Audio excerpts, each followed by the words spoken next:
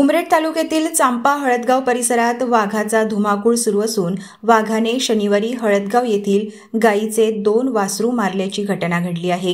हळदगाव येथील स्थानीय शेतकरी गणेश चौधरी यांच्या शेतातील मालकीच्या गोठ्यात एक गाय आणि तिचे 2 वासरू बांधले होते। या जनावरांना वाघाने शनिवारी सकाळी 7 वाजताच्या सुमारास हल्ला करून ठार केले। मागील 3 वर्षांपूर्वीपासून चांपा, पाचगाव, सालईमेंढा, तिखाडी, हळदगाव, मांगली, उटीहेटी, भिवापूर, सुकडी, पेंढरी, मटकाझरी वडद, कच्चीमेंट, फुकेश्वर, डव्हा आदी या परिसरातील दर दिवशी प्रमाणे सदर परिसरात शेकडोंच्या घरात वाघाच्या हल्ल्याच्या घटना घडल्या आहे। या घटनांमध्ये वाघाने शेकडो जनावरे मारली आहेत। सतत होणाऱ्या वाघाच्या हल्ल्यामुळे येथील शेतकऱ्यांमध्ये दहशतीचे वातावरण पसरले आहे।